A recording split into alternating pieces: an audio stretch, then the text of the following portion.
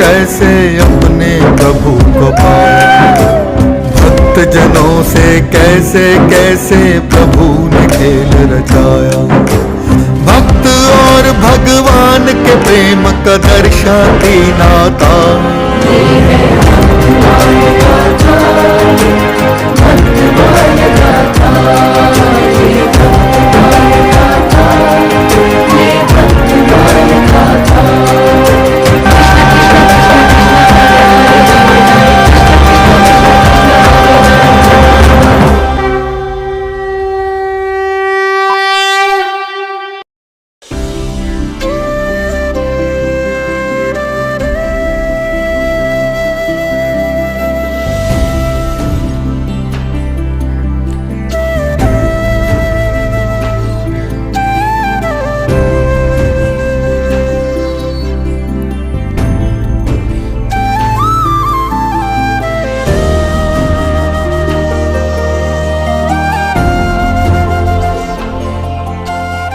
नियमानंद, सर्वप्रथम मैं जो तुम्हें मंत्र प्रदान करने जा रहा हूँ, ये मुकुंद शरणागत मंत्र है।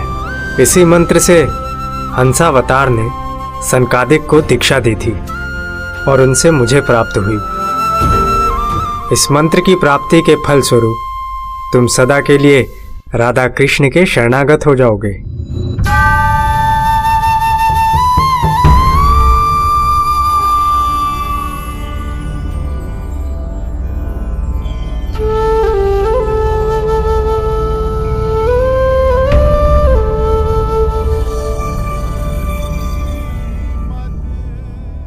अब मैं तुम्हें गोपाल मंत्र प्रदान करूंगा। इस मंत्र का निष्ठापूर्वक जाप करने से लौकिक तथा प्रलौकिक दोनों फल ही मिलते हैं। जीवन मरण के चक्र से मुक्ति मिलती है। इससे भी बड़ा फल है वृंदावन निकुंज की प्राप्ति होती है।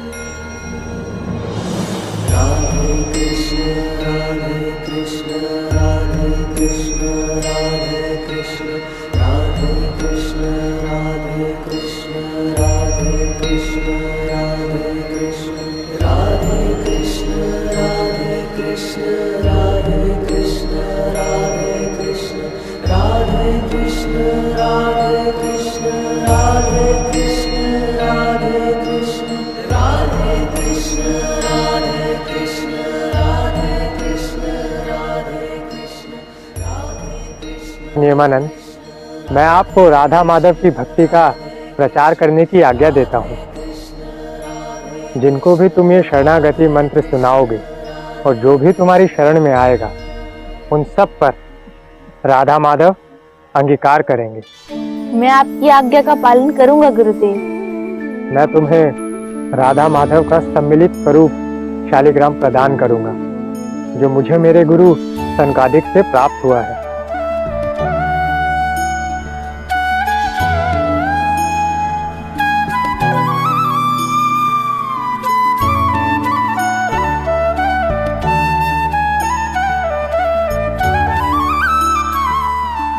इनका नाम श्री राधा सर्वेश्वर है।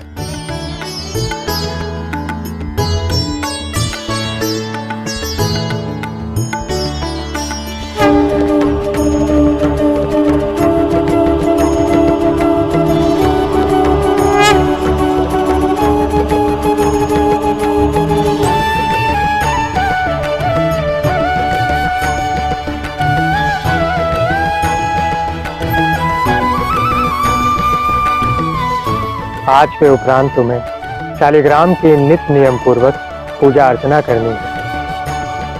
आज से तुम आचार्य हुए और आचार्य बनकर ही कोई शालिग्राम की पूजा कर सकता है। पुत्र, आज से तुम आचार्य गद्दी पर बैठ गए हो और इसके उपरांत आचार्य गद्दी पर वही विराजमान हो सकता है जो आजीवन ब्रह्मचर्य का पालन करे, अपना भोजन स्वयं बनाए और नित्य नियम पूर्वक भगवान श्री राधा सर्वेश्वर की पूजा अर्चना करें। पीढ़ी दर पीढ़ी यही परंपरा चलती रहेगी और इस तरह वैष्णव संप्रदाय का विस्तार होगा। आज मैं गुरु कृपा पाकर धन्य हुआ गुरुदेव। जिस तत्व को वेदों में रस कहा गया है, वही रस तत्व हमारे श्री राधा सर्वेश्वर है।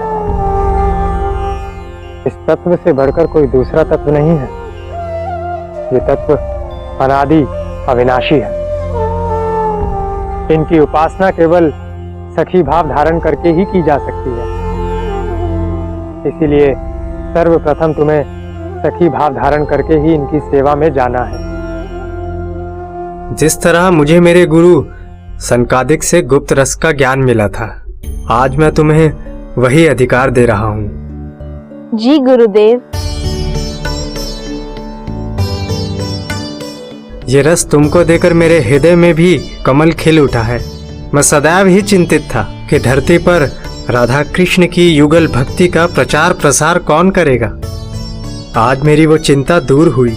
अब तुम समस्त संसार में और पूरे भारतवर्ष में भ्रमण करते हुए वैष्णव धर्म का प्रचार प्रसार करो। हे गुरुदेव, कृपा करके राधा कृष्ण की महिमा का संपूर्ण वर्णन करें। पुत्र, इनकी महिमा का पूर्ण रूप से वर्णन तो किया ही नहीं जा सकता, किंतु गुरुओं से जो मैंने सुना है उसके अनुसार राधा कृष्ण दो अलग अलग सत्ता नहीं है, वरण एक है। अर्थात वे अनादि काल से हैं। गुरुदेव, पुराणों के अनुसार जिस महिमा का वर्णन किया है, कृपया करके वह भी बताएं। पुराणों में राधा कृष्ण को ही सर्वोपरि तत्व बताया गया है। ब्रह्म वैवर्त पुराण के अनुसार श्री कृष्ण के अंश से ही अनेकानेक अवतार हुए हैं। सर्वोश्वरी राधा रानी के अंश से ही अनंतानंद, उमा, रमा और ब्रह्माणी जैसी महाशक्तियां प्रकट होती हैं। और शास्त्रों में भगवान श्री कृष्ण की महिमा का कैसा वर्णन है गुरुदेव? ब्रह्म संहिता में जो वर्णन है उसके अनुसार सभी कारणों के भी कारण भगवान श्री कृष्ण है। वो वासुदेव हरि निर्गुण तथा सगुण, निराकार तथा साकार सभी रूपों में विद्यमान रहते हैं। राधा कृष्ण स्वतंत्र सत्ता है। राधा कृष्ण बाहर से भले ही दो स्वरूपों में दिखाई देते हों, किंतु वो एक हैं।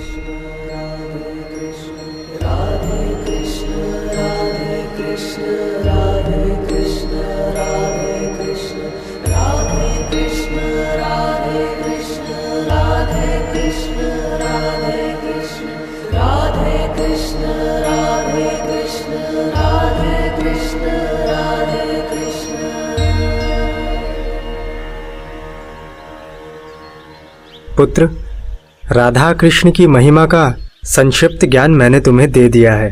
अब तुम्हें कुछ और जानना है तो कहो।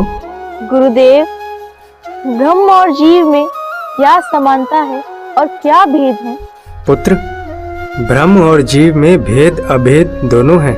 कहीं कहीं दोनों में समानता है और कहीं कहीं भेद भी है। जैसे परमात्मा भी सत्य है और आत्मा भी सत्य है। परमात्मा भी चेतन है और आत्मा भी चेतन है। और यदि भेद की बात की जाए तो परमात्मा सर्वत्र है, स्वतंत्र है, सर्वव्यापी है, किंतु आत्मा नहीं है। हे गुरुदेव, वेदांत के रहस्य के विषय में कुछ बताइए। जीव, प्रकृति और काल ये तो ब्रह्म का विस्तार मात्र है, परंतु परम सत्य तो श्री राधा माधव ही है। पुत्र, ये जो तुम अनुभव कर रहे हो, ये जो देख रहे हो, उन समस्त दृश्यों में श्री कृष्ण ही है।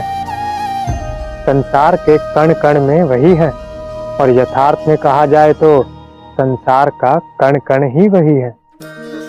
और यही वेदांत का रहस्य है।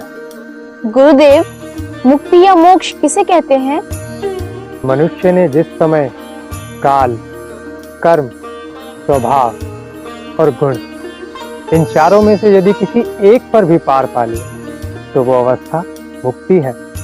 इन चारों में सबसे आसान है कर्म से परे होना। और कर्म तीन प्रकार के होते हैं: संचित कर्म, प्रारब्ध और क्रियामान। क्रियामान कर्म अर्थात जो हम वर्तमान में कर रहे हैं। संचित कर्म हमारे वो कर्म हैं जो अनेकानेक जन्मों से इकट्ठे हुए कर्म हैं। और प्रारब्ध कर्म जो इस जन्म में भोगना है। तीनों कर्मों से ईश्वर की भक्ति के माध्यम से पार पाना ही मुक्ति है। गुरुवर, अनन्य भक्ति क्या है, वैराग्य और बंधन क्या है, और कैसे इसकी निवृत्ति हो? अनन्य का अर्थ होता है ना अन्य, अर्थात श्री कृष्ण ही हमारे इष्ट हैं। श्री कृष्ण के अलावा किसी और का आश्रय ना लेना ही अनन्य भक्ति है। किसी से आशा व कामना ना रखना भी वैराग्य है। संसार की किसी वस्तु पर आसक्त ना होना भी वैराग्य है। और सांसारिक सुखों का मोह ही बंधन है।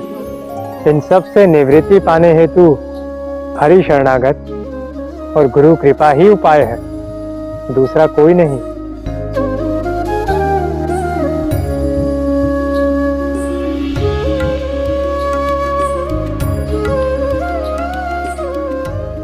गुरुदेव, मन करता है कि ऐसे ही श्री राधा माधव की कथा आपसे सुनता रहूं।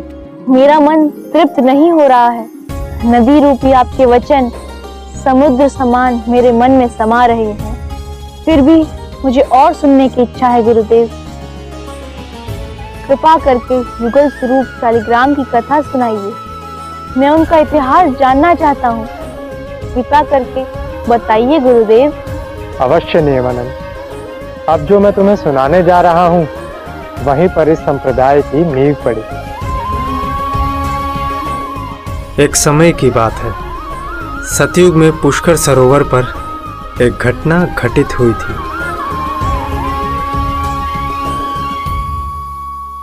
एक दिन पुष्कर झील में कमल के फूल पर ब्रह्मा जी बैठे हुए थे। प्रणाम पिताश्री।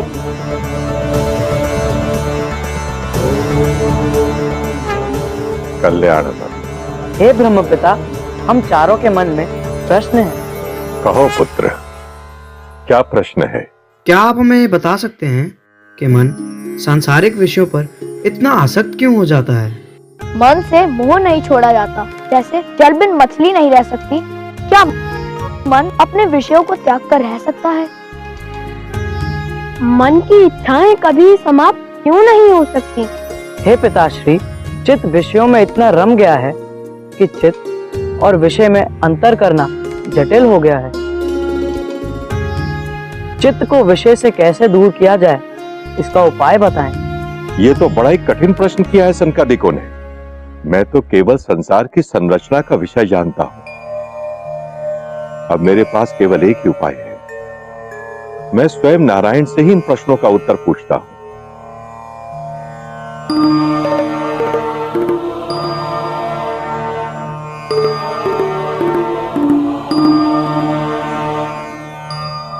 हे नारायण, मेरी दुविधा दूर कीजिए।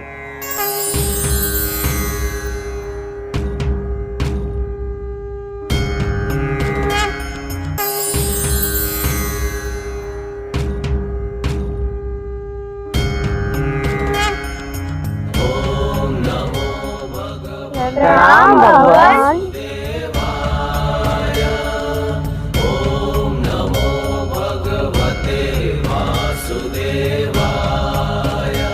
आपके इस नए रूप हंसावतार को मेरा प्रणाम वासुदेव।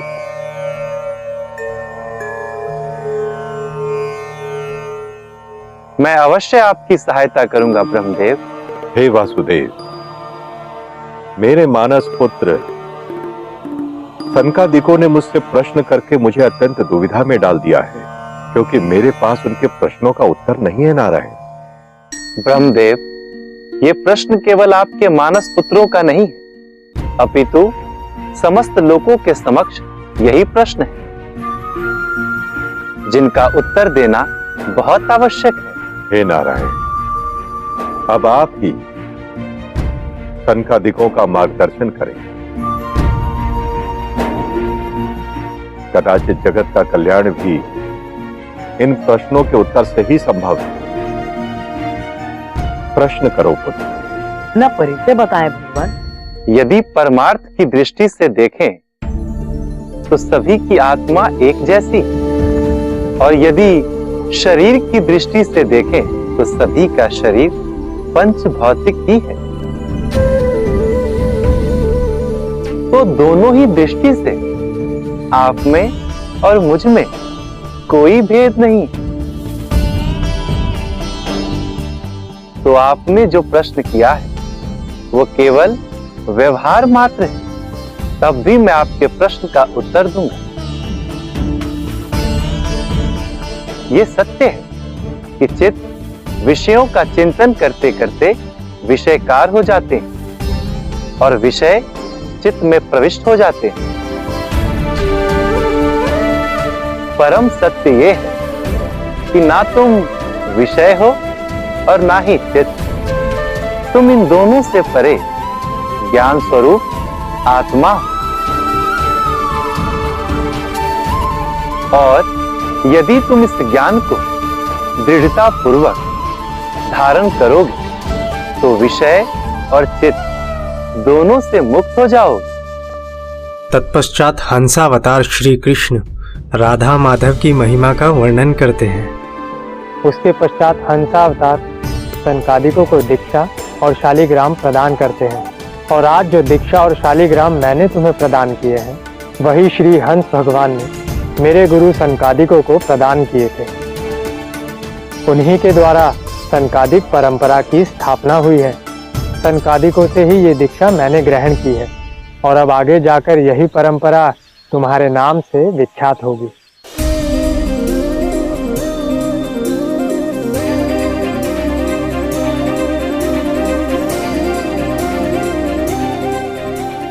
कल्याण हो।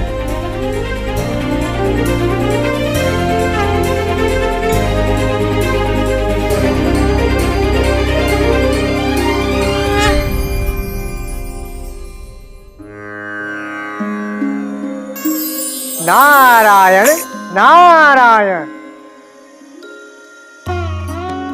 प्रणाम पिताश्री। कल्याण हो पुत्र। पिताश्री, आज ऐसी परम संतुष्टि की अनुभूति हो रही है जिसकी मैंने कभी कल्पना ही नहीं की थी। नियमानंद जैसा शिष्य पाकर मैं धन्य हो गया। नारद, तुम्हारे मुख से तुम्हारे शिष्य की इतनी प्रशंसा सुनकर मेरा मन भी उसके विषय में जानने को उत्सुक हो रहा है पुत्र। पिताश्री, नियमानंद जैसा शिष्य तीनों लोकों में नहीं है। वो कोई साधारण मनुष्य नहीं है, वरन स्वयं साक्षात सुदर्शन चक्र के अवतार हैं, जिन्होंने पृथ्वी पर धर्म के प्रचार प्रसार के लिए अवतार लिया है। सुदर्शन चक्र ने अवतार लिया और मुझे ज्ञात ही नहीं। मृत्युलोक में सभी प्राणियों का जन्म मेरी इच्छा अनुसार होता है, किंतु धरती पर एक अवतार हुआ है और मुझे इसका भान ही नहीं। मैं तो नारायण की प्रत्येक लीला में सम्मिलित होता हूं, तो ये उनकी कौन सी लीला है? मैं भी तो देखूं वे अपनी दिव्य शक्तियों के माध्यम से किस प्रकार मानव जाति का कल्याण कर रहे हैं। अब तो उनकी परीक्षा लेनी ही होगी। किस सोच में पड़ गए पिताश्री? कुछ नहीं पुत्र, बस तुम्हारी प्रसन्नता देखकर मेरा मन भी प्रसन्न हो उठा है।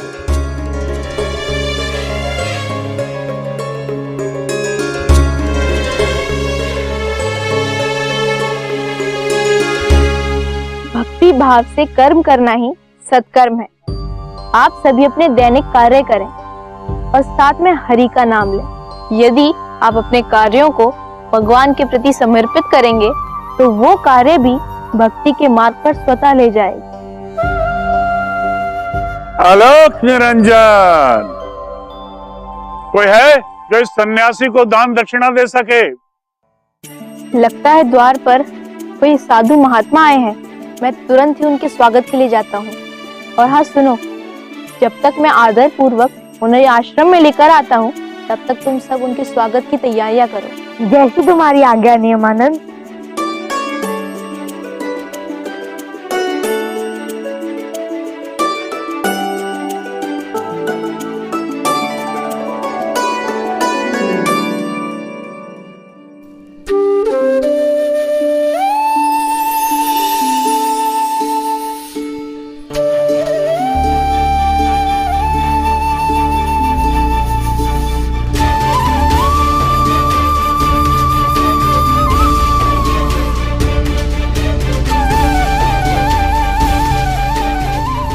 प्रणाम महात्मन। कल्याण। ये परम सौभाग्य की बात है कि आप हमारे आश्रम में पधारे। ये दास नियमानंद आपका स्वागत करता है। ये क्या, हमारे स्वागत के लिए बालक को भेज दिया? बालक, तुम्हारे माता पिता कहाँ हैं? हमारे स्वागत के लिए तो उन्हें आना चाहिए था। आप उचित कह रहे हैं महात्मन, किंतु मेरे पिता श्री गिरिराज गोवर्धन की परिक्रमा करने गए हैं और माता हरि सेवा में लीन है, इसलिए उनकी अनुपस्थिति में मुझे आपका स्वागत करने आना पड़ा। कृपया करके आश्रम में पधारिए महात्मन। उचित। पधारिए।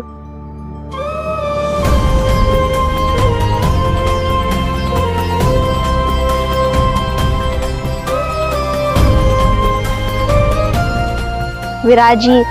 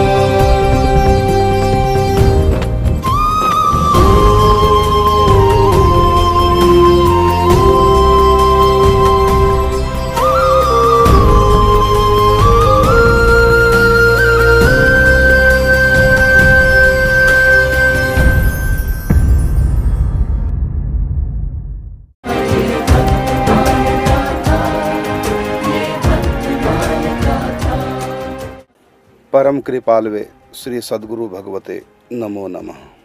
जय श्री राधे, जय श्री कृष्ण।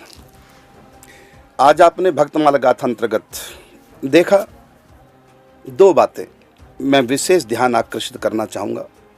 पहली बात, श्री नियमानंद जी कितने आतुर हैं जीवों का कल्याण करने के लिए कि शीघ्र गुरुदेव मिले, मैं दीक्षित हो जाऊं और गुरुदेव की आज्ञा लेकर के भक्ति का प्रचार करूं, जीवों का कल्याण करूं। कितने करुणा आतुर होते हैं ये संत। जैसे माँ के भीतर अपने बालक को लेकर के विशेष करुणा प्रतिक्षण क्रियान्वित होती है, लेकिन वो बच्चे तक सीमित है। लेकिन संत कितनी बड़ी माँ है, ये जगत माँ है। समस्त जगत के प्रत्येक प्राणी के लिए जिनके हृदय में करुणा उमड़ती है, ऐसे व्याकुल है करुणा करने के लिए। मैं करुणा करूं, जीवों का उद्धार करूं, लेकिन होगा कब? जब गुरुदेव की कृपा प्राप्त हो, दीक्षित होने के बाद। एक तो ये सद्गुण संतों में, आचार्यों में, महापुरुषों में स्पेशल भगवान दे करके भेजते हैं। जो भी अवतारी महापुरुष होते हैं, जो जीवों के कल्याणार्थ इस धराधाम पर आते हैं, उनकी एक पहचान मैं बता रहा हूँ। उनके भीतर इतनी करुणा होती है जीवों के प्रति। देखिए, श्री नियमानंद जी रो रहे हैं, व्याकुल हो रहे हैं, माँ के हृदय से लग के रो रहे हैं। कब वो दिन आएगा जब मैं जीवों का कल्याण करूं, जब मैं जीवों के ऊपर करुणा करूं? गुरुदेव भगवान कब मुझको दीक्षित करेंगे, कब आएंगे? इसलिए नहीं गुरु की प्रतीक्षा कर रहे हैं कि मेरा उद्धार होगा, नहीं, वो तो भगवान के धाम से आए। इसलिए करुणा आतुर है कि मैं जीवों का उद्धार करूं, और यही हमारे सनातन धर्म की परंपरा है। बिना गुरु के न अपना कल्याण हो सकता है और न हम दूसरे का कल्याण कर सकते हैं। एक नियम है, गुरु बिन भवनिधि तरहि न कोई। तो तरण और तारण ये दोनों ही संपन्न होते हैं गुरु की कृपा से। इसलिए भगवान ने कहा, प्रथम भक्ति संतन कर संगा। एक तो ये सद्गुण देखी, अवतारी महापुरुषों की पहचान बता रहा हूं आपको, जो जीवों के कल्याणार्थ स्पेशल कारक महापुरुष बन करके आते हैं सृष्टि में, उनकी पहचान बता रहा हूं। उनके भीतर जीवों को लेकर के ऐसी करुणा उमड़ती है जैसी एक माँ में बच्चे को लेकर के। ये संतों की पहचान और ये करुणा आतुरता देखी आपने श्री नियमानंद जी में। और दूसरी बात, हमारा निम्बार्क संप्रदाय जहाँ से प्रारंभ होता है, इसका प्रमाण है श्रीमद् भागवत 11 स्कंध 13वां अध्याय और 14वां। ये 2 अध्याय सभी को पढ़ने चाहिए, प्रत्येक निम्बार्की को पढ़ने चाहिए।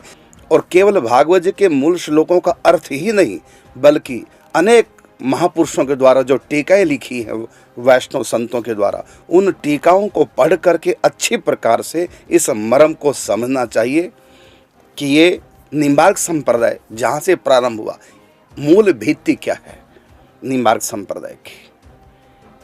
तो किस प्रकार से सनकादिक ऋषि ब्रह्मा जी के पास जाकर के अपना प्रश्न रखते हैं कि जीव का मन, चित्त, बुद्धि कैसे विषयकार हो गई है, विषय स्वरूप हो गई है, अनादि काल से विषय भोगते भोगते तदाकार हो चुकी है। ये दोनों अलग अलग कैसे हों? चित्त विषयों से उपराम हो तो भगवान में लगे, आत्म विचार करे, परमात्म विचार करे, लेकिन करे कैसे?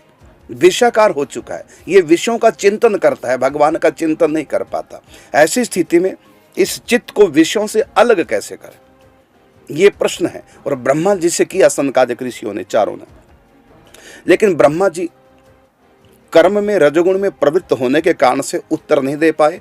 तब भगवान का स्मरण किया तो श्री कृष्ण भागवत जी के 11 स्कंद के 13वें अध्याय में उद्धव जी को उपदेश कर रहे हैं कि उस समय मैंने हंस अवतार धारण किया था। हंस अवतार क्यों धारण किया? भगवान पुरुषाकार रूप भी तो धारण कर सकते हैं, नराकार रूप धारण कर सकते थे। हंस अवतार क्यों धारण किया? क्योंकि हंस पक्षी की एक विशेष बात होती है, वो ये कि आधा लीटर दूध और आधा लीटर पानी दोनों को मिलाकर 1 कर दो तो 1 लीटर हो गया। अब उस 1 लीटर को मिलावट वाले दूध को हंस के सामने रख दो तो हंस क्या करता है? चोंच डुबो करके उसमें से आधा लीटर दूध पी जाएगा और शुद्ध पानी छोड़ देगा। तो ये हंस की वृत्ति होती है। ये कह लो कि हंस की चोंच में कोई ऐसा केमिकल होता है, जैसे नींबू को दूध में निचोड़ दो तो पनीर अलग हो जाएगा, पानी अलग हो जाएगा। इसी प्रकार हंस की चोंच में एक विशेषता है। तो जैसे हंस पानी और दूध को अलग अलग कर देता है, ऐसे चित्त और विषय दोनों एक हो चुके हैं, अब इनको अलग अलग कैसे करें? तो भगवान ने इसलिए हंस अवतार धारण करके ये संकेत किया कि हंस जैसी वृत्ति होनी चाहिए। और ऐसी वृत्ति जिन महापुरुषों की है उन्हीं को कहते हैं हम लोग हंस या परमहंस। परमहंस क्यों कहा गया? इसलिए कि इनके पास वो हंस वाली वृत्ति है कि इन्होंने संसार को छोड़ दिया, विषय को छोड़ दिया और भगवान को ग्रहण कर लिया, इसलिए उनको परमहंस कहते हैं। तो भगवान ने हंस के रूप में अवतार लिया और फिर सनकादिक ऋषियों को उपदेश किया और बड़ा सुंदर उपदेश किया। भगवान ने एक नई बात बताई, क्या? कि चित्त को और विषय को दोनों को अलग करने की आवश्यकता नहीं है। स्वयं तुम आत्मा हो, ना तुम विषय हो ना तुम चित्त हो, तुम आत्मा हो, मेरा अंश हो, मेरे समान हो, इसलिए आप दोनों से अलग हट जाओ। दोनों को अलग अलग करने की आवश्यकता नहीं, चित्त और विषय को दोनों को अलग नहीं करना, बल्कि स्वयं अपने आप को दोनों से अलग मानना, साक्षी भाव रखना कि ना मैं मन बुद्धि हूं और ना मैं विषय हूं, मैं आत्मा हूं और भगवान की हूं, भगवान मेरे प्रीतम है। तो इस प्रकार जब आप साक्षी भाव रख करके इन दोनों से अलग हो जाओगे और फिर अपने आप को मानोगे मेरा, और जब मेरेपन का भाव मेरे प्रति आपके मन में आएगा, जीवों के मन में आएगा, तो उस समय प्रीति होगी। और यही प्रेम है वैष्णव का धर्म और यहीं से निम्बार्क संप्रदाय का प्रारंभ होता है। तो भगवान ने दिव्य उपदेश किया और फिर उसकी व्याख्या जब पूछते हैं उद्धव जी भगवान से कि आपने हंस अवतार धारण करके जो सनकादिकों को उपदेश दिया भक्ति का, तो आपने कहा कि भक्ति निरपेक्ष होती है और ये स्वतंत्र साधन है, तो इसकी थोड़ा आप व्याख्या करके समझाएंगे। तब भगवान 14वें अध्याय में फिर पूरा भक्ति की और ध्यान की व्याख्या करते हैं। तो जैसे भगवान ने 14वें अध्याय में उद्धव को कहा, तो वो हम सबको पढ़ना चाहिए, सीखना चाहिए और उसी को आधार मान करके अपनी साधना में प्रवृत्त होना चाहिए। इस प्रकार ये दो उपदेश, एक तो आचार्य जब आते इस दुनिया में, कोई भी महापुरुष आता जीवों के कल्याणार्थ, उनमें एक विशेष गुण होता है, वो होती है करुणा आतुरता। जीवों के कल्याण की वो प्लानिंग बनाते हैं, कैसे जीवों का कल्याण हो, कैसे अधिक से अधिक हम इनके लिए कुछ करें तो ये पापों से बच करके, माया से बच करके भगवत प्राप्ति की तरफ जाएं। ये करुणा विशेष, जैसे माता पिता अपने बच्चे के लिए प्लानिंग बनाते रहते हैं, कैसे बच्चे को स्टैंड करना, कैसे बच्चे को योग्य बनाना है। इसी प्रकार अवतारी महापुरुषों की पहचान हो, प्रत्येक क्षण यही सोचते रहते हैं कैसे जीवों का उद्धार करना है, क्या करें हम इनके लिए जो इनका उद्धार हो। तो इस प्रकार करुणा लेकर के स्पेशल संत अवतार लेता है, यही करुणा उनमें विशेष गुण है। लेकिन जीव ऐसा अभागा है, उनकी करुणा से लाभ नहीं ले पाता। कहा ना कि श्रद्धावान लभते ज्ञानम तत्परः संयतेन्द्रिय। तो संतों की करुणा से लाभ लेने के लिए हमको कुछ करना होगा। क्या? सबसे पहली बात कि श्रद्धावान लभते ज्ञानम, हमको उन महापुरुषों के प्रति श्रद्धा करनी। लभते ज्ञानम, तब ज्ञान प्राप्त होगा। और कैसे ज्ञान को हम हजम कर पाएंगे संतों के दिए ज्ञान को? तो कहा तत्पर संयतेन्द्रिय, अर्थात हम उस कर्म में तत्पर हो जाए जो हमको दिया गया, जो साधना दी गई उसमें तत्पर हो जाए। और कैसे होंगे? तत्पर संयतेन्द्रिय, अर्थात अपनी इंद्रियों को समाहित कर करके और फिर लग जाए भगवान के भजन में, जो भी हमको संतों से प्राप्त हुआ।